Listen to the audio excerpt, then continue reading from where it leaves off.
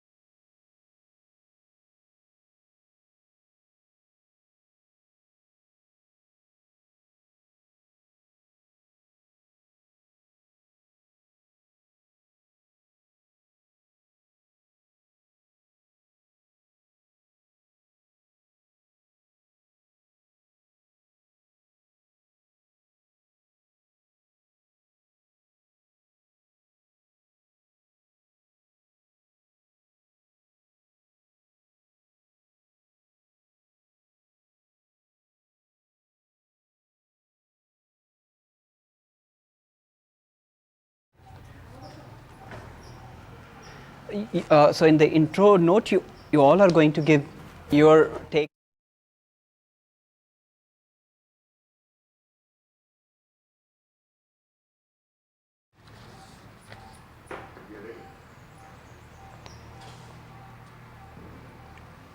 Good evening. Welcome to day 2 of Auroville Festival 23.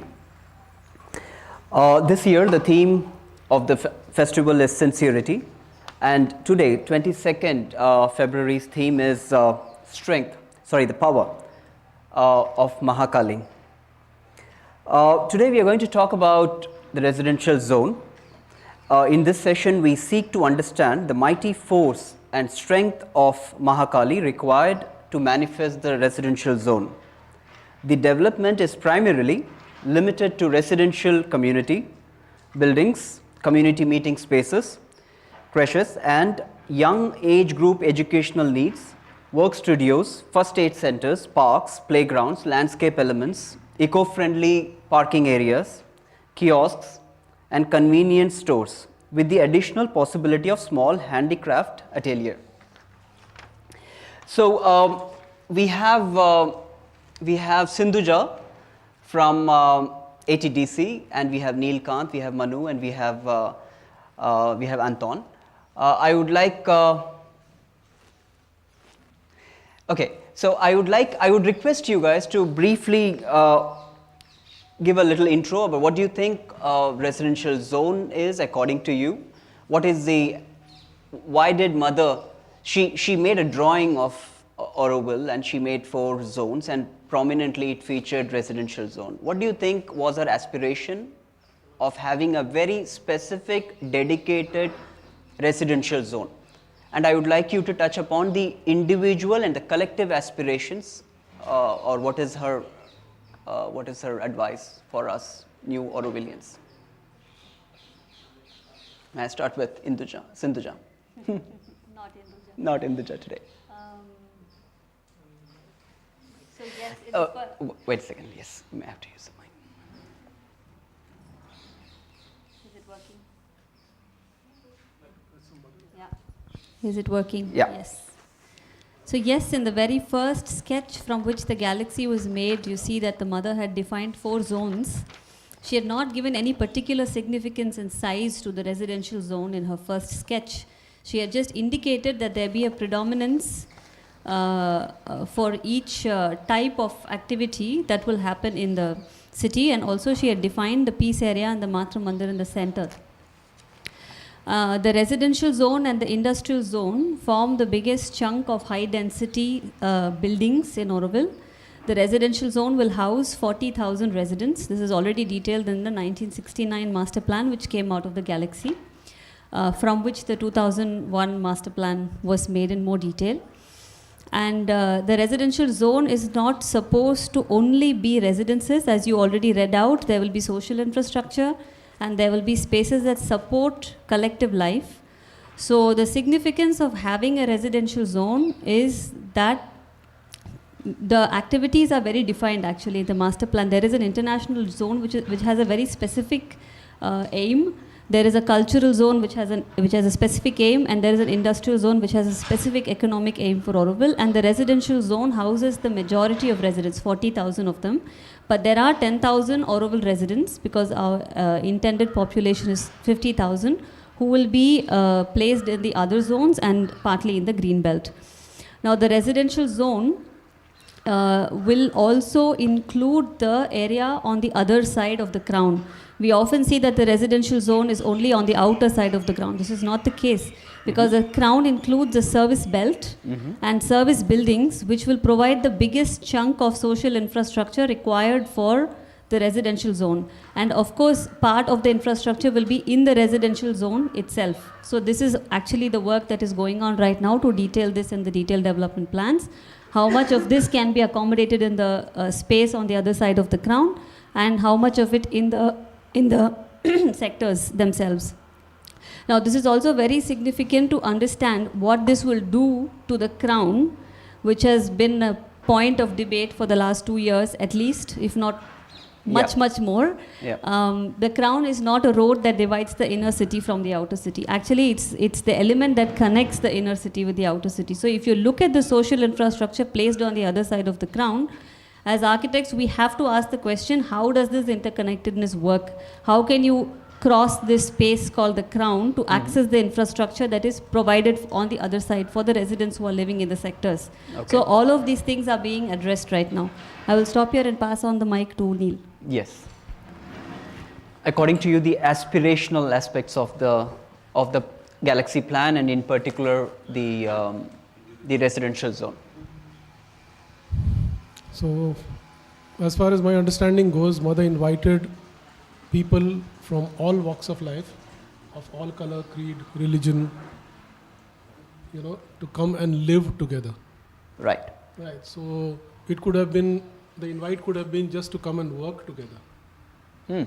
Right. So this could be a commercial hub or industrial hub where people from all over the world come and just work together. Special economic zone. Could be, So just to look at or to understand perhaps why this invite to come and be here. Okay. So when you be here, that's when, we can rub each other positively. Right. So unless we really eat together, live together, are able to understand why some people are some way and some people are some other way, and that both are acceptable in this large dance of life. So this acceptance is what is right now missing in the world, and to make that happen, us cohabiting is one of the most important parts. Right. And even going back a little bit to, let's say, our yogis who used to disappear to the Himalayas, and Sri Aurobindo saying and deciding very clearly not to do that, but to come back and live with us and ground things into the ground and say there is no other heaven, but the heaven needs to be created here. I think it all stems back to even things like that, where this thing of pulling us all together and putting us in a churn. So the galaxy is also a churn, a symbol perhaps of the Samudra Manthan. Right. So I kind of perceive it this way, that it's a place where we are going to mix and see what a 50,000 people population, what it can achieve. Actually none of us know. When 50 of us vibrate and thrive together, live together, what that can do is not something that there's any history of. Right. So we are expectantly, pregnant with possibilities of what this could enable. And that's why I think we are all here. So on the macro level.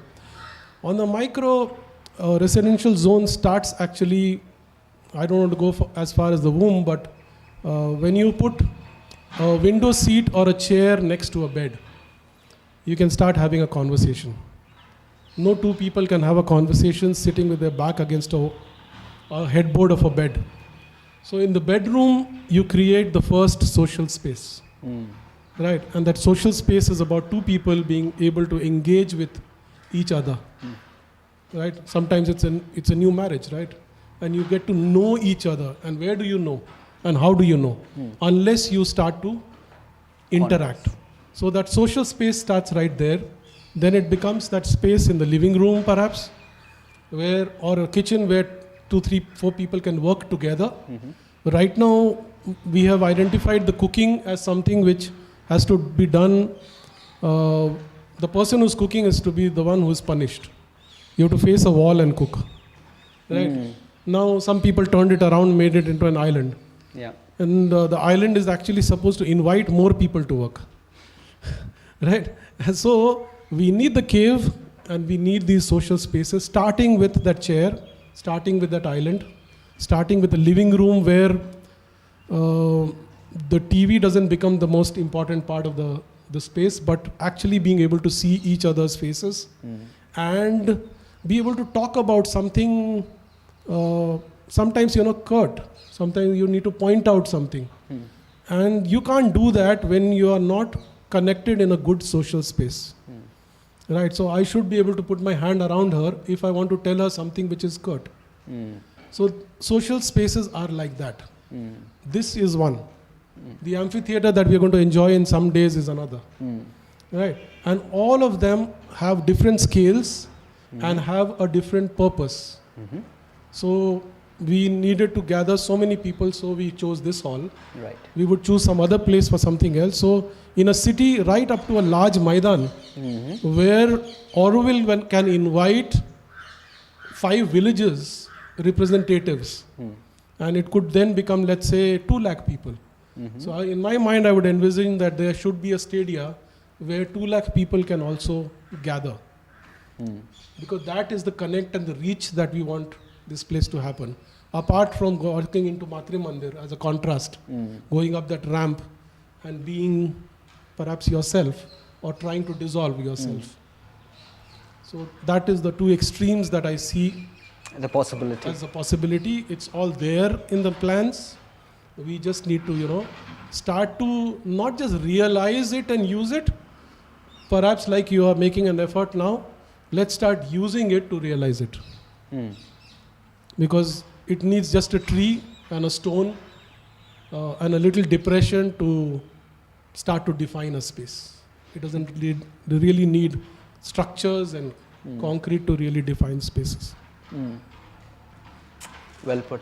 Thank you. Thank you, Neil, Sindhuja. I'm actually fortunate enough to be working on the residential zone with Neil and Sindhuja. So my knowledge of the residential zone has sort of grown a lot in the last few weeks. But I would still like to give my sharing from my personal standpoint of the lived experience of the residential zone. Currently, to clarify, I don't live in the residential zone, I live in the international zone. And I was living initially for 1 year in a forest community, and then for the next 6 years or so in the international zone, and then 3 years I lived in the residential zone. To put it in one word, it was depressing. If you were to allow me 2 words, it's also frustrating.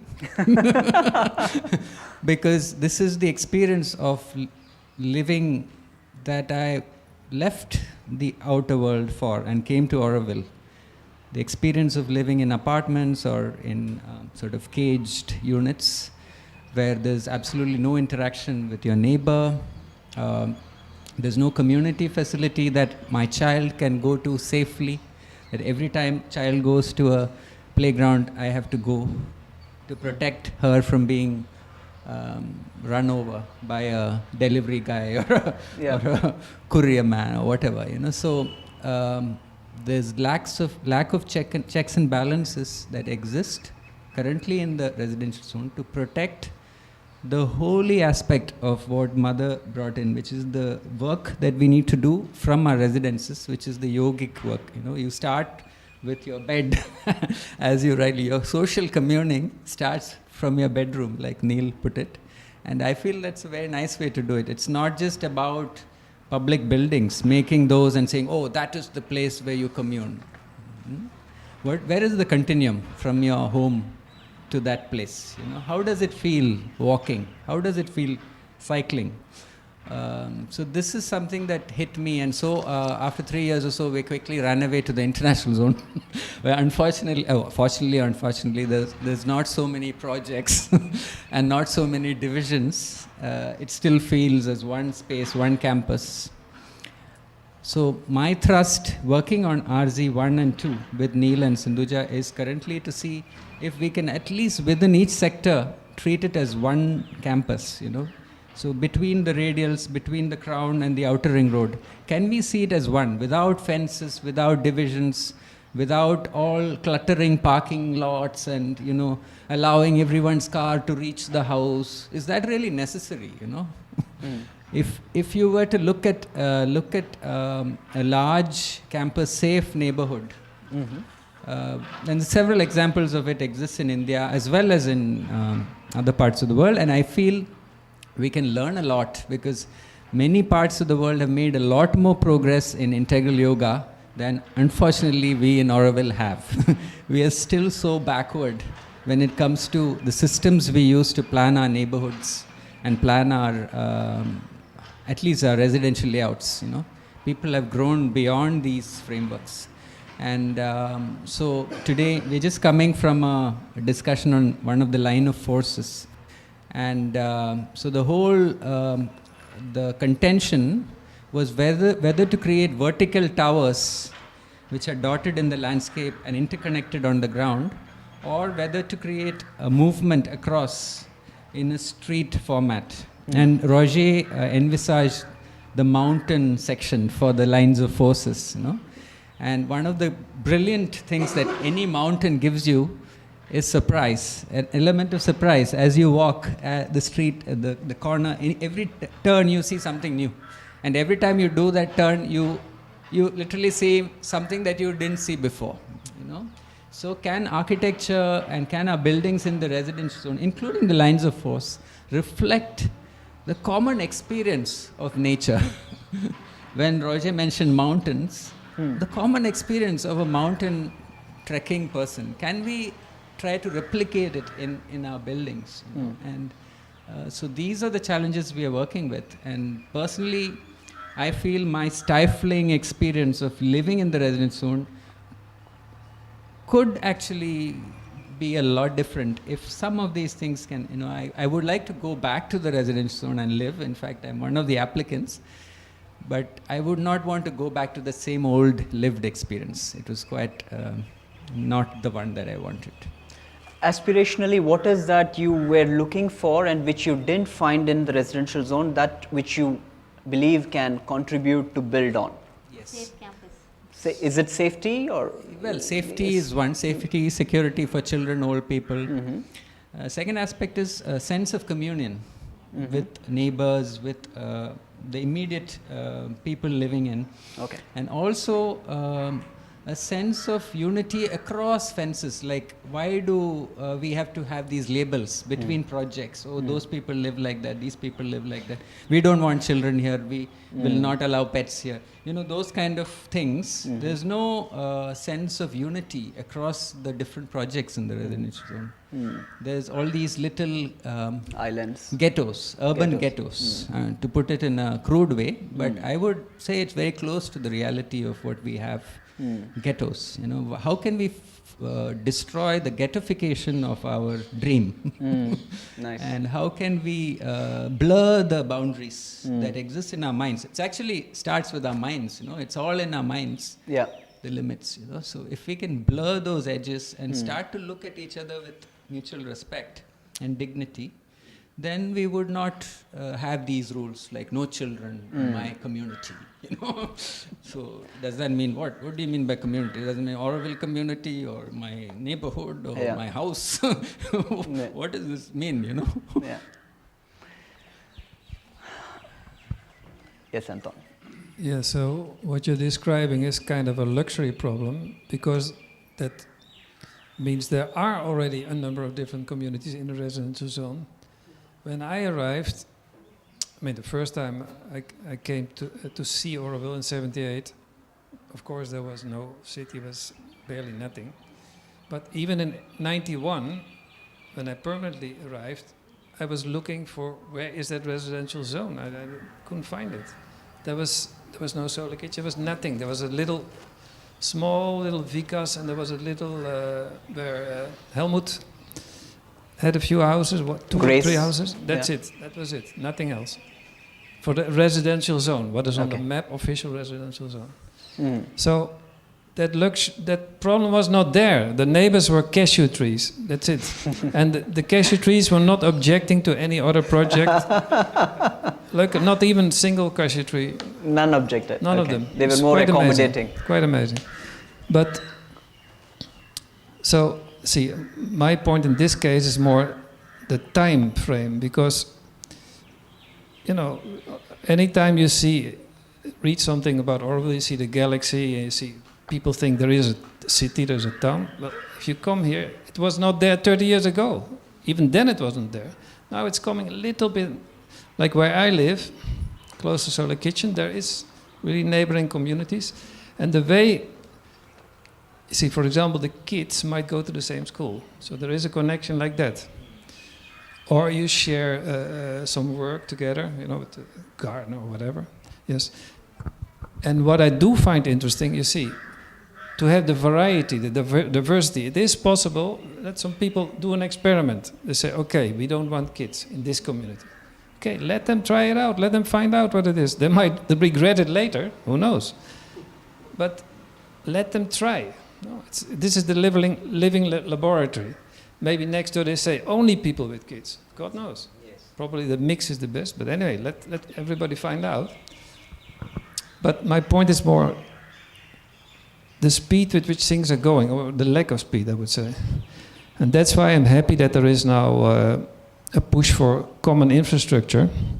Because when I built Sailam 30 years ago, 26 years ago, there was zero infrastructure. I had to get my water from somewhere. I was not allowed to drill a borewell. Yep. I was not allowed to make overhead electrical line, not even underground, because you were not allowed to go under a public road at that time.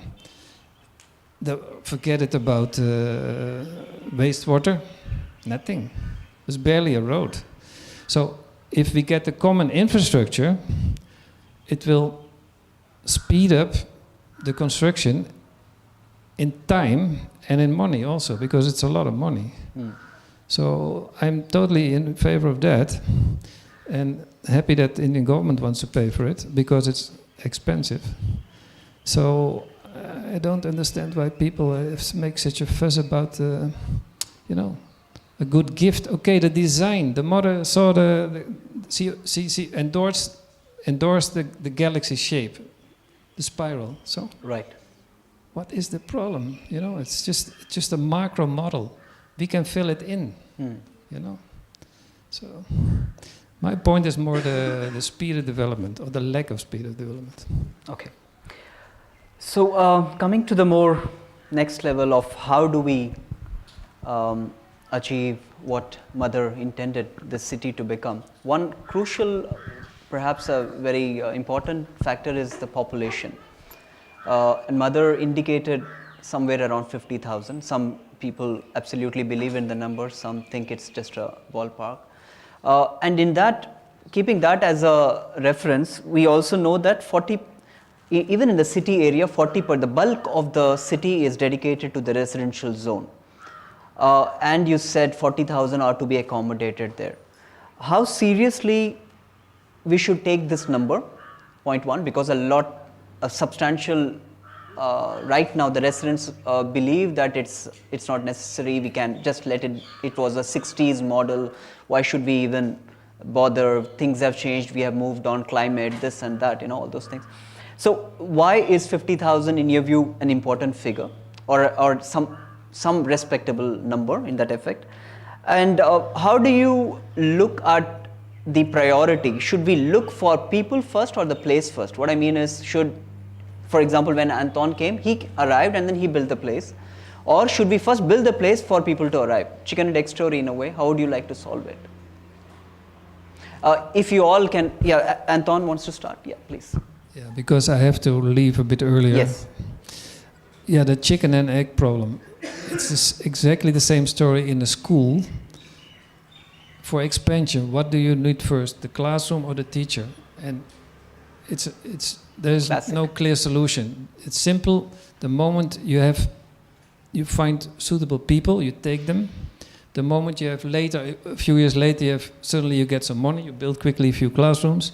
Just go with that flow. Whatever is happening at that moment, you go for it. You know, it's not some kind of magic formula you can do automatically. It's not. Just do what's possible at that moment. You know, be practical. I would say. And because you have some time, right? You're going to, yeah, okay. All right. You can take the, yeah. I think also the number 50,000, like the Galaxy model itself, was given to us by the mother. And I don't think rationalization is even required. It's just a given. It's part of the vision. There is no and we are debate building about it. There is no debate about it. We are building a city for 50,000. Interestingly, in 2000s, there was a study. I cannot quote the study now because unfortunately I've forgotten the name of the people who made the study, but they were town planners from Europe.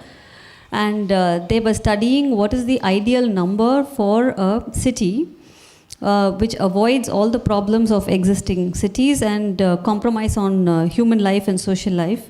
And they arrived at a number which is between 40 and 60,000. And we are at 50,000. So if you do have to rationalize, I think there are studies which exist that say that the smaller the cities and the more replicable they are, the better it is for human life. Instead of creating large cities which are unlivable right now, and we can all vouch for that. And Auroville is a city. It's not a village, it's a city. And also this idea of, I have also heard a lot of people saying that, but the villages are, there are villages in the master plan, there are villages in the green belt. So 50,000 should be including that, and they are part of our social life. If we are very sincere, and that is the theme of the festival also, yes, are they really part of our social life, and are they really part of Auroville life? I would say not. Yeah. And at this point in time, to speak of them as part of Auroville when it suits us, and to speak of them as not part of Auroville when it doesn't suit us, is not the way to go. So if we are simply looking at sincerely manifesting the master plan, and the 1969-71 document master plan was done by Roger when mother was still here in her body, and it has been seen by her. It was done for funding, applying for funding to the Ford Foundation. It has very precise calculations for the economic zone and for the residential zone. Right. So we are going by that. Okay. Just want to add the reference to that study. It was in the mid-80s, 86 or something, when Professor Doshi, B.V. Doshi, was part of the governing board at that time, and Helmut had asked him a question. From all your experience designing townships, what is the number that you would recommend that would make the living in Auroville palpable as a city? The question was like, how do you feel it's a city? It's, you know, so what is the number of people? What is the mass density you need? So he came up with the number, anywhere between 40 and 60, you would really experience it. And of course, the caveat to the question was also avoiding the problems that other cities are facing. And so it was Professor B.V. Doshi that came up with the bracket, and Helmut did not cue him on 50,000 or anything. So it was... Okay. So actually I have a village home, and my village's population is about 3,000 to 5,000 people. And so this question of, and I've grown up in a very organized city. I grew up in Bokaro Steel City, where all these pointers of social infra were all there. You know, there were, every 50 houses had a little park where we could play football, you know. And every 100, 150 houses, there was a community center where we could go and play badminton. Or so as a 4-year-old, I could go and buy bread for my house. Though I was still walking on roads. Okay, but roads were safer because there was just so few traffic. Right. So much less traffic, and people moved to the plant and moved back. Right. There was no other traffic of any kind. So Right. who you saw on the scooter was your uncle or a neighbor or somebody, and we could walk to school. But what was interesting in a small city was where it was still village-like. You know, we had 50,000 population working in the plant at that time. So that means we were about a 2 lakh to 3 lakh population city in 30 square kilometers. So it's a scale that I'm trying to, connect to. And what essential, and then I worked in Goa, where despite it being a state, it was very village-like. And what was this village-like thing? I spoke on a dinner table in South Goa at one time. I cracked a joke and I said, when I go in Dean's Jeep, it was an open Willys Jeep. The girls look at Dean and I look at the girls. And this news, next day in the morning, my receptionist in the office is telling me, from South Goa to North Goa, right? The news has traveled without, what has it traveled with? That's a village. Now, Does travel via WhatsApp? there was no WhatsApp at that time. And there were no mobile phones. Okay, I'm talking about 1994. The technology of gossips existed?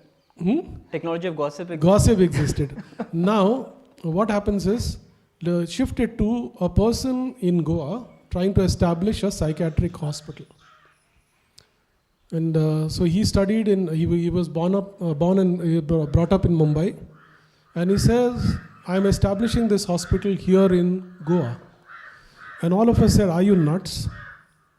Who's mentally sick in Goa? Right? And you come from Bombay, why don't you start? There are many more hospitals required in Bombay. He said, you'll be surprised that the maximum number of mentally sick people are there in Kerala, Pondicherry, and Goa. And there are fewer mentally sick people in a bustling metropolis which is bursting at its seams, Goa, in Mumbai. He said, in Mumbai, you can sit on a very crowded beach and still feel private. In Goa, in no place can you feel private. Now, what is that number and what is the density which can make us feel both connected and yet when we want, we can feel aloof. I want to meet perhaps a new person every day. Is that possible with 50,000? I don't know. But on the question of the number, I just have faith because first I signed up to be a devotee before being signing up for anything else. Right, so I just believe that number and I'm willing to try and fail with that number. If it has to fail, she will fail, not me. Right, so let her fail, but let me at least give all I can sincerely to get there. Right, so that's my 2 points. I go to the next how aspect of achieving that residential zone. Or you three are architects. I hope you are not an architect. He's one of the architects of Kalpana. He is. No, of Asylum. So what I would like to know is from you as a practicing architects, you usually work to the brief of a client and it is to create a living space. Yeah, and usually the living space is to see how you meet their wants. And here we are in a city which is meant to serve not the wants but only to give you according to your needs. And then the project like Golconda comes to my mind. It's a very small project, but then we have a city with almost same aspiration, but then we have at everything large scale. So how do you, so it's not just architectural challenge, it's a town planning challenge. So how do you plan a town for willing servitors, not just citizens in that sense?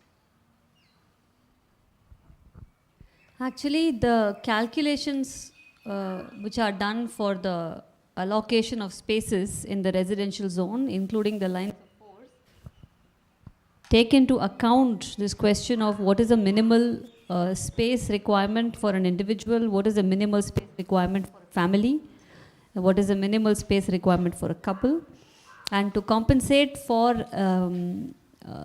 not providing individual kitchens for individualistic lifestyles, what are the kind of social infrastructure that have to be built in to the residential zone at multi-levels, at ground level, at every level.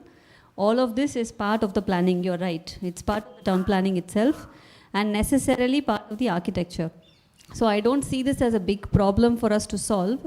We have also the example of Sunship in Auroville. It has also attempted a kind of simple living setup with a kitchenette and very minimal basic cupboards, bathroom and studio spaces for people. It can be taken as a model. Creativity has also attempted a 3-bedroom apartment in 75 square meters. It's actually something that we had spoke about extensively when we were doing the RZ sector 1 and 2 conversation. Is it really possible? And actually we went and visited another apartment where we found that it's not only possible, it's extremely comfortable.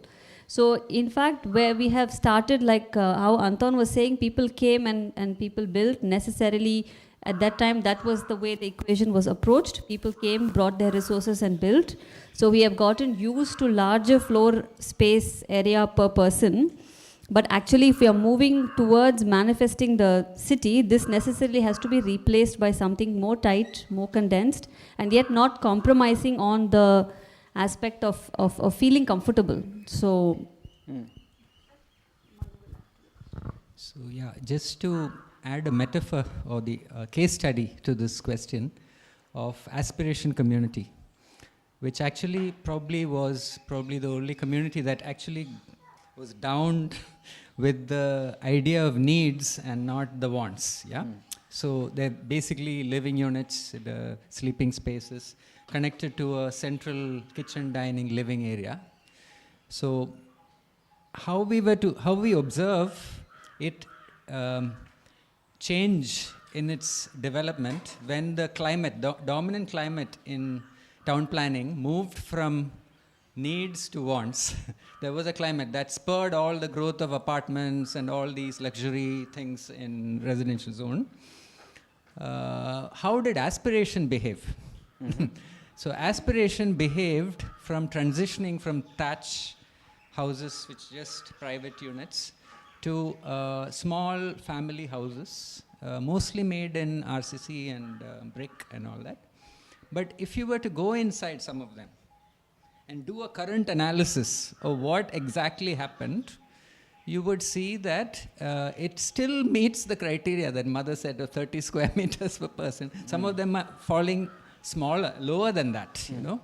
So what does that mean? You know, it means that even it's so important that what we set out in the first, the planting the right intention, is so important. So even if one were to go astray in the future when the climate changes, you wouldn't go so far astray that the seed is distorted. So like for instance, coming back to lines of force, the first lines of force we build would be so important. It has to plant the aspiration of needs dominantly in the favor of needs and not wants. Right. We don't want luxury apartments like in Gurgaon, which is possible, which is a big risk, you know, if we go high-rise, you know. So I think a lot of the opposition to high-rise development is stemming, in Auroville especially, is stemming from this experience, lived experience of people in Auroville of high-rise condominiums with swimming pools and all those barbecue grounds and all of those with malls and cinema halls. All, you know, when people have experienced all that, we've not produced even a design at the moment to counter that lived experience. The lived experience is much stronger. So I would perfectly understand why people are opposed to the lines of force currently. You know? Right. So it is makes our job so much more daunting, I would say, and this is where an invitation to all the people, even people like Anton who has experience developing, all the developers, all the people who think needs and not wants. Yeah. It doesn't have to be architects or technocrats, to collaborate Right. with the planning office to come up with insights and cues, you know, even if sketch a little, write up a poem on the wall that can inspire you as you come up with solutions, no? So even a sketch, a child drawing a mountain could inspire a line of force, you know. A lot of Roger's sketches were like children's sketches, you know. So I would say it's so much more important for us to all come together to go beyond that lived experience. And in that us, I would include myself, because my lived experience of the residential zone is not so great. So I have to break out of those experiences and come up more to the aspirational quality of needs. Yeah, so, okay, on lived experience. So in Holland, I lived in a rented apartment, small. It was quite fine, I was quite happy with it. So I had no problem with apartments. Many other people had different experiences, but mine was good, so I was totally in favor of apartments. I lived also 3 years in Aspiration. I saw what happened there. And how it changed also a lot, of course. And now 26 years in Salem. It's not too difficult. It's just a matter of keeping the square meters low. What we need there in residential zone is density. Okay, so we have to go up. That's one thing. We have to. No choice. Less square meters, but what a bigger problem is, I think, is the neighbor noise.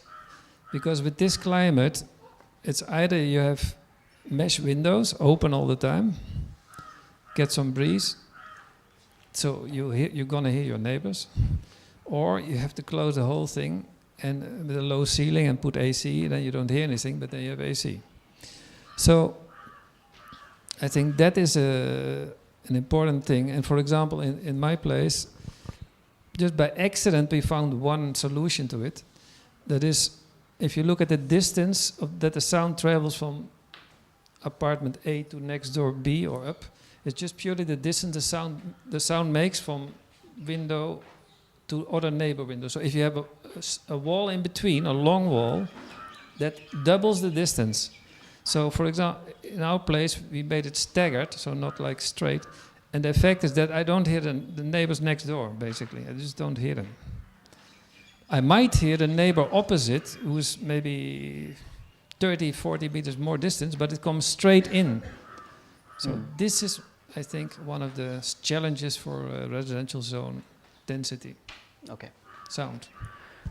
All right. Neil. So both these points, cost.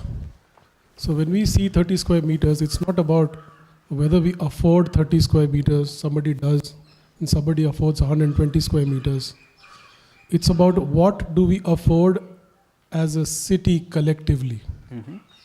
So the number stems not from the fact of what individuals or a group of people can afford. It's what a city can afford as footprint on ground. Okay, and that has been rationalized to a number which from certain standards in Indian cities and in African cities would be luxury, and for certain cities elsewhere in Gurgaon and same countries would be also considered pits. You know, it's stifling. 30 square meters per person, why? You know, so it's not about monies. It's about what the land affords. And we as a city can sustainably build, maintain, and continue to thrive in. So that's the number that we need to hold together. And that's about collective living. Right? So now coming to that point about monies. There was a time when some sadhaks wrote to Sri Aurobindo saying that mother is wearing these gold embroidered saris, and how can God be so ostentatious? And the answer to that from Sri Aurobindo was, whoever said that gods can't be wearing any riches?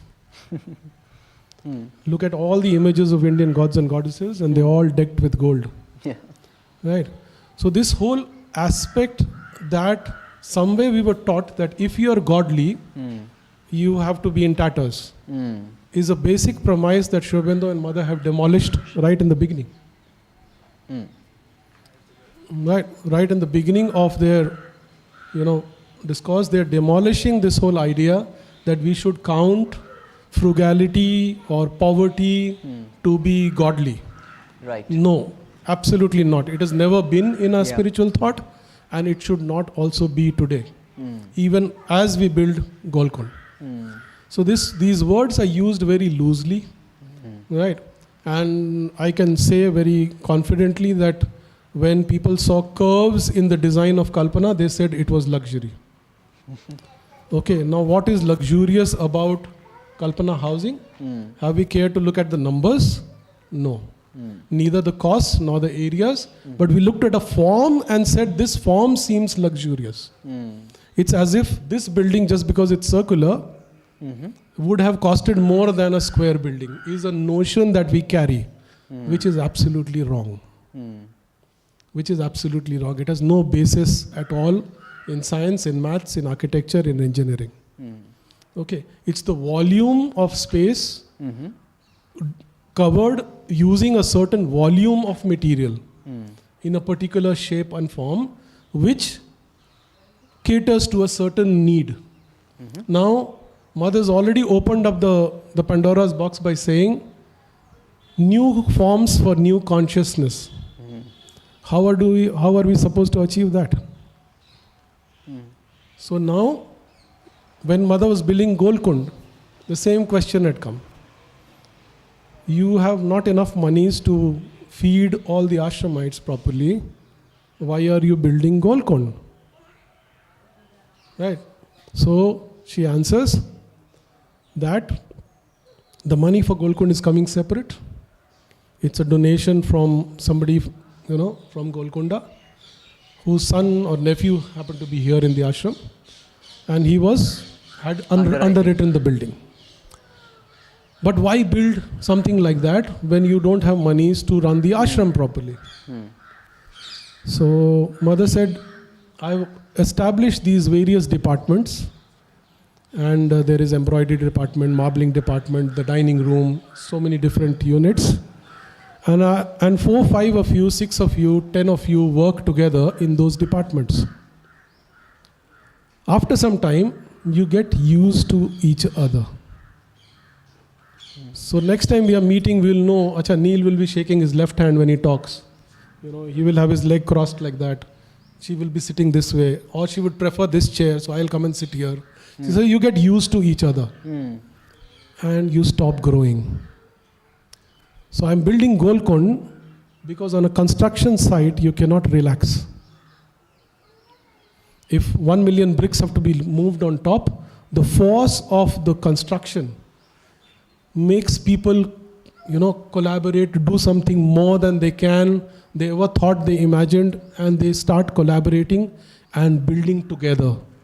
She says, in the line that I can quote really is, I'm putting a lot more people through yoga by building Golconda. Who were the workers? People who had never worked in concrete. Who were the architects? Imports. People had come. So there was one site architect who was appointed there. So the study of Golconda is very, very important perhaps, and today critical. Yeah. I think to understand why Mother would have gone ahead and said, let's now build a city. It is to put perhaps even more people through yoga. So we are not here building Auroville. Actually, the building of Auroville is the building of us. Is something that I, in my own words and in my own mind, have clarity about that. I'm here getting built. As we build this magnificent city, all that will demand out of us Yeah. is the building of Auroville. Okay. So I go to another aspect of how, and because you are right now looking at the residential zone, I want you to address the dichotomy here. One is, on one side, if you make large housing projects for 40,000 people, and perhaps there is a risk of running into the model of, say, Soviet era construction, block, block, block, block, block, repetition.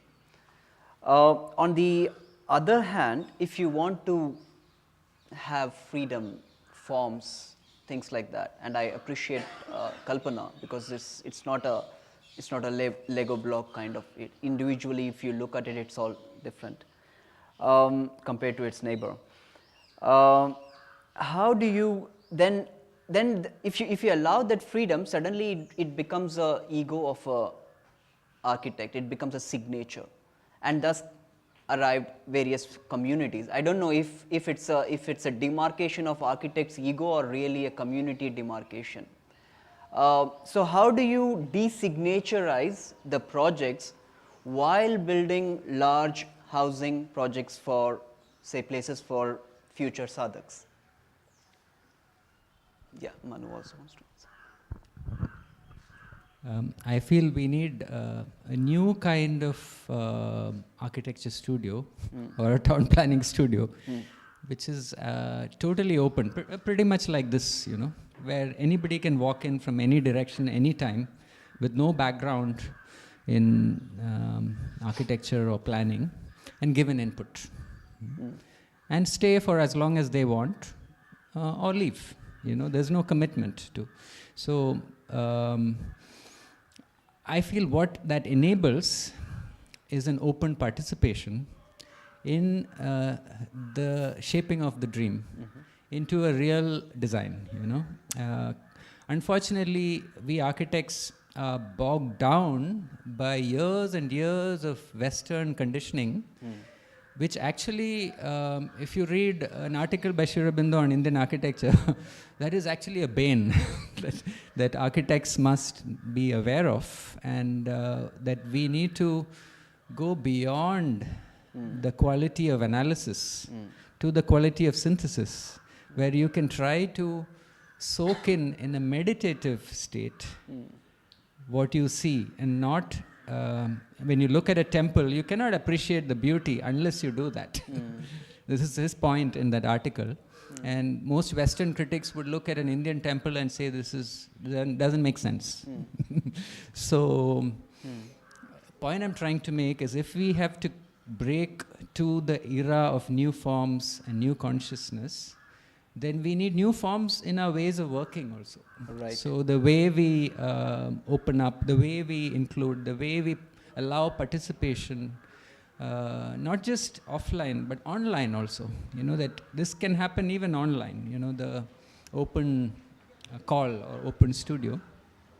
So if we are able to do that as professionals, include inputs from not just fellow professionals, like in a peer review, which we just experienced. So I am just coming from that sort of clouds of the peer review. We need to come to a much more refreshing state. I found this in the Sept studio, where they have a double height studio, the mezzanine. You can go and sleep in the corner if you want. You can. Mr. Doshi designed it with a great sense of intuitive freedom. People in all states of wakefulness or sleepfulness can contribute to the design and criticism. So we need something like that. That would be, I would say, the first tool with which, like for instance, yesterday Neil was saying, look, I worked six months here, and look at the amount of drawings. I can do much more if I was in Pondy in my office. Now, it's unfortunate. Why should we feel like that? We've been building the town hall office for so many years, decades, I would say. Yeah. And is this all we can do? So this is one challenge personally, I feel. If we can overcome this, to create an instrument or a space where anybody can participate in city planning in real terms, not in terms of just jargon or Yeah. whatever. But real terms, some idea, something. A child wakes up in the morning, has an idea for a new kind of slide in the school, which actually is fantastic.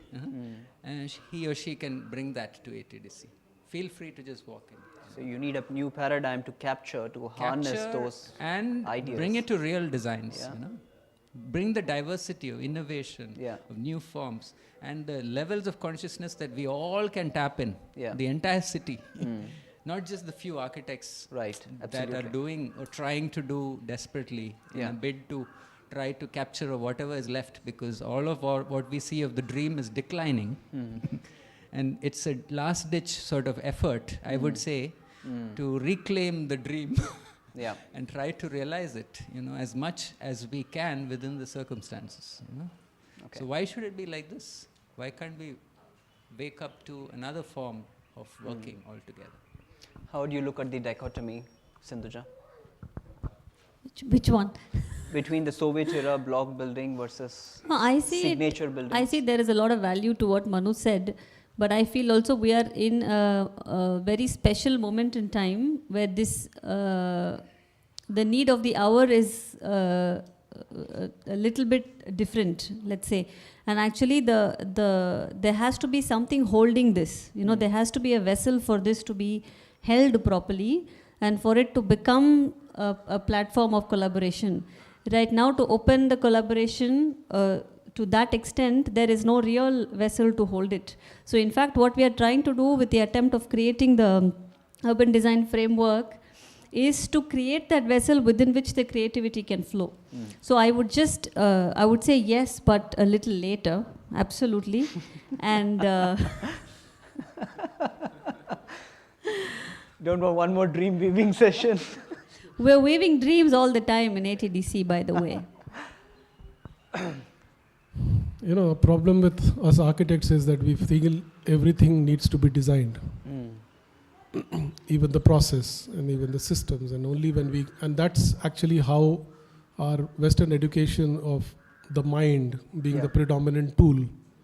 So in Sri Aurobindo's yoga, we are already trying to transcend that, right? Somewhere. Democracy is not the way forward is also already very clearly and explicitly written and explained by the mother. So now, if we have to find something in between, what is that? And we feel that the layer of art, like an Indian raga, has already been scripted for us. Right. Okay, so the layer of art exists, and what we are now slowly discovering is that it's there in a lot of detail. It's not just a vague guideline that you have to spin a city like a galaxy. It's a lot more than that. Right? It's a tremendous number of layers that have been worked out. And last Sunday I was with Chamanlal ji, and he said that when Roger and all were having their office in Pondicherry, he would go with a roll of drawings literally every day to the mother. And when some days Chamanlal ji had a chance to be there in the room, he says she used to kiss both of Roger's hands. A very rare thing. So there was a something transpiring which we were not privy to, but I think we can see it very clearly in the drawings that we inherit. The problem with the Western note is that if Mozart wrote it, I have to play it exactly like that. Yeah. To make it perfect. Right. And if I have to be original, I have to write my own note. The Indian swara doesn't have that problem. So we feel that if more of us get in tune and say that there is this rag which has been, which is there, and if we play it and we try to play it, what will be original will also be mother playing through us. Right. Our ego will not have that power to transcend that raga. Right. So she's choosing people and places, and let's not worry, it will never become a Russian monoblock. because such diverse people have been collected by whom we trust her. Right, so if Manu is leading an architectural project, I have the faith that she is selected him. And through his hands, that part of Auroville will take shape. And I'm fine with it. Rather than saying somebody else could have done better. That is a choice we don't hold. Very simply, we don't hold when we sign up to be part of this great adventure. Wonderful. To just extend that thought, many years ago I visited Bhutan. You enter the country and you know that it holds a certain character anywhere you go. And yet it's not replication of the same building. And then nowadays you travel to any city in India, it almost seems like sometimes you have to pinch yourself to know which city you are in. It almost is a replica of each other.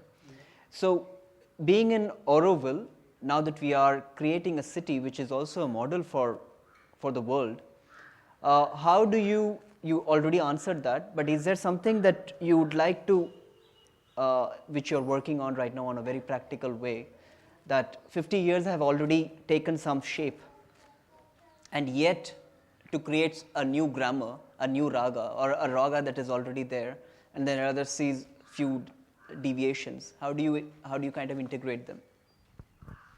The communities that are already there. So it's very simple.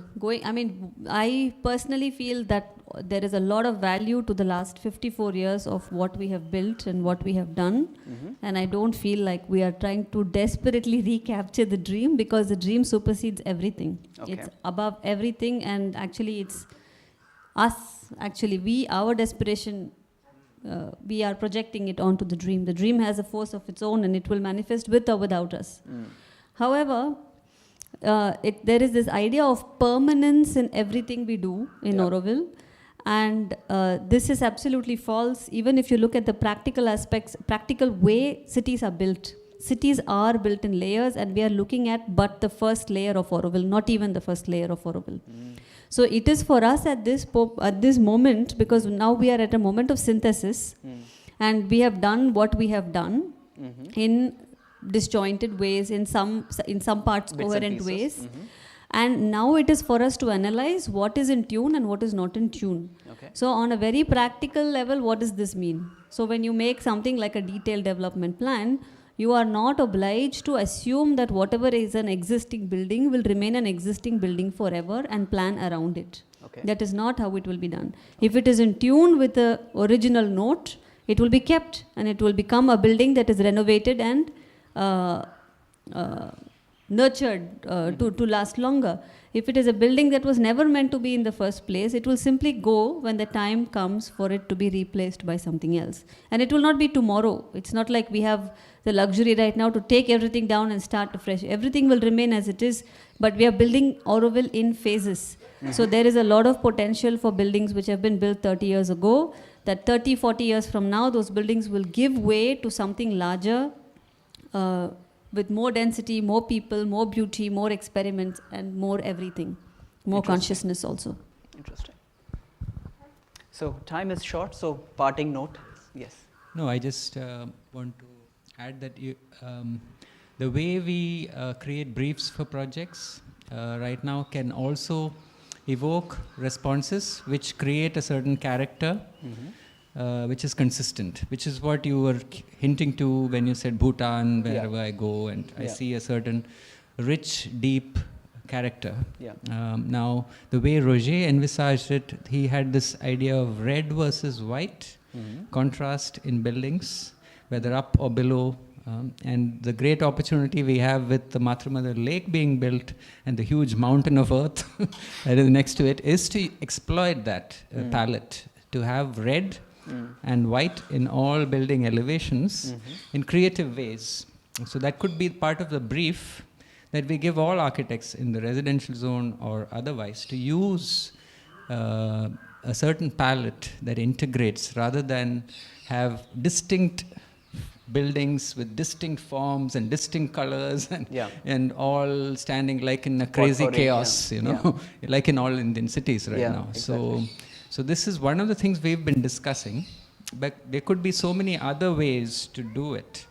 And so I feel we need to, what is the right attitude to have in order to establish this? That is very important. I feel one experience I had was when there was a meeting like this, there was an old or senior Orwellian who stood up and she gave a big spiel about this is how it should be and all.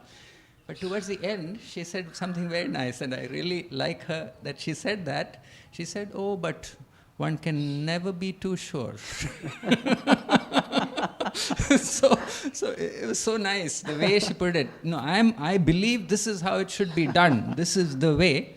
And then at the end, but you know, one can never be so sure. You know, so if we have that attitude, then perhaps that's a window where we allow for creativity, innovation, even when we are stressed for time to deliver projects, and we don't end up with the cookie cutter designs that all Indian cities face right now, because there is, of course, delivery pressure with developers. They have to pay back their bank loans and all of that. You know? So that's why they are just following ditto the same plans and replicating. So how can we not fall into that danger if we can have this attitude that we are, this is what we believe right now, but we are open to suggestions. We may be wrong. How can we be so sure? Yes, how can we be so sure? So all I have to say is that you can't understand a flower by dissecting it. So let's smell the flower, let's live with it. And the flower has already been provided. It's there in all its glory for us to just identify and connect, and post that whatever we shall do with our shortcomings, there shall still be a brick on brick building of Orwell. So let's not fear that we will make mistakes. Right. Let's just move on.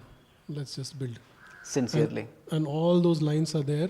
And as coming to the brass tacks of it, what we discover now is that those lines, even on the model that Roger has drawn and gone. And just one point I would like to touch upon. When Roger made his first scheme for Auroville, if you look at that, it is a replica of Chandigarh.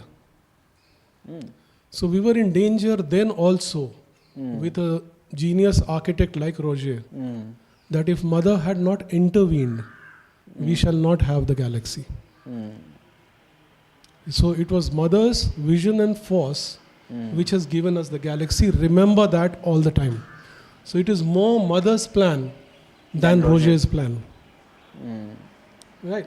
Because you look at that first scheme and it could be a beautiful city with beautiful buildings, but it would be the next Chandigarh.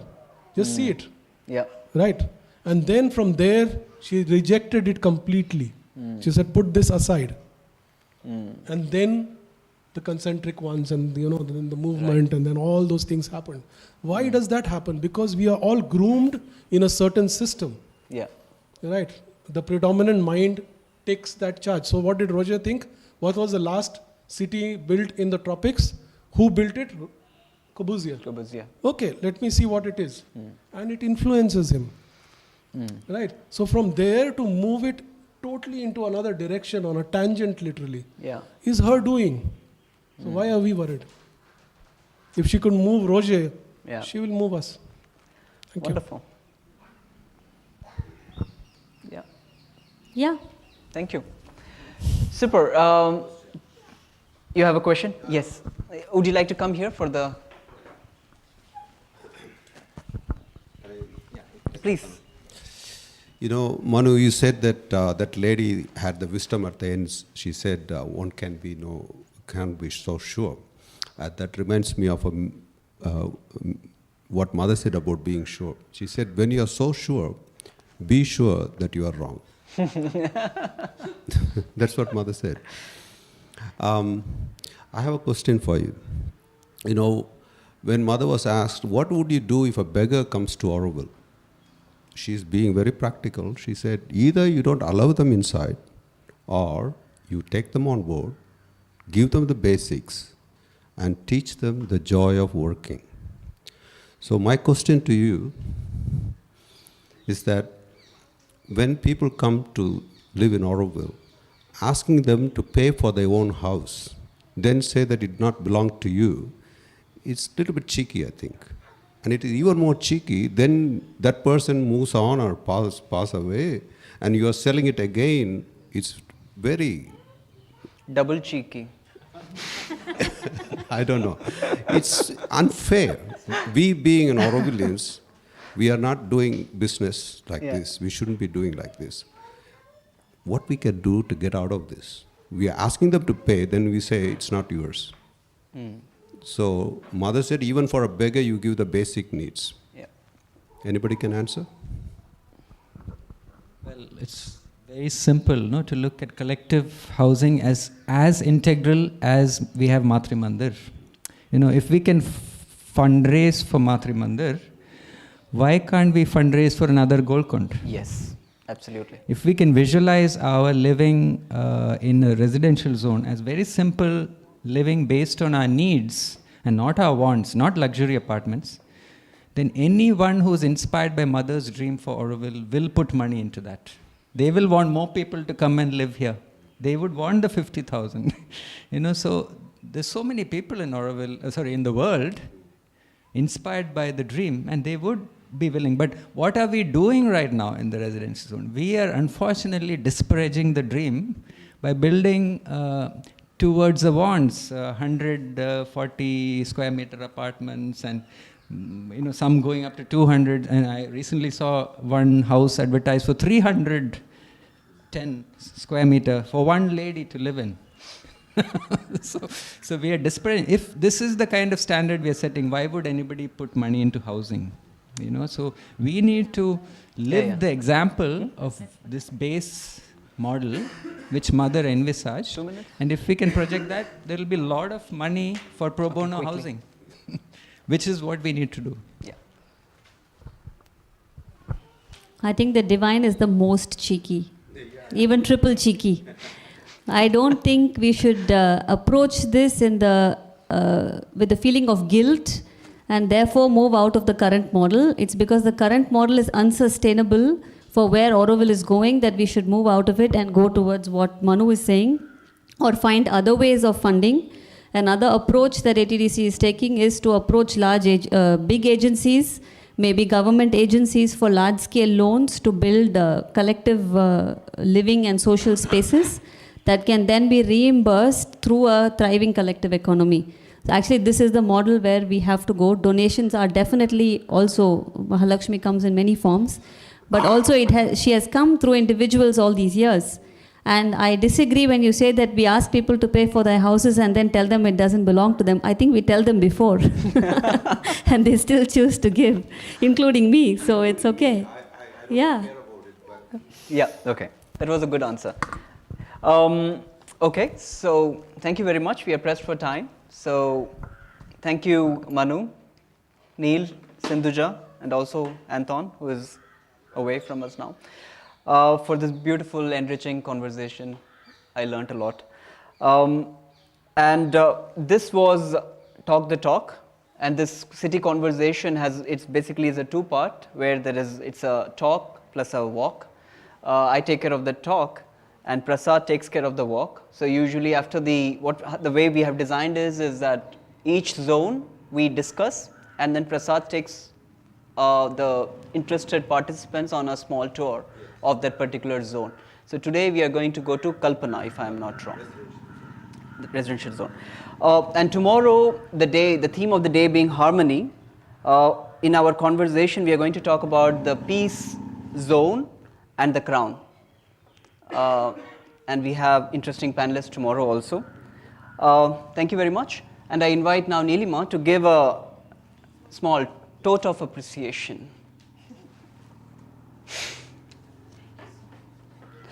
Thank you, Prasad. Thank you. Thank you. Thank you. Super. Lakshay. Thank you.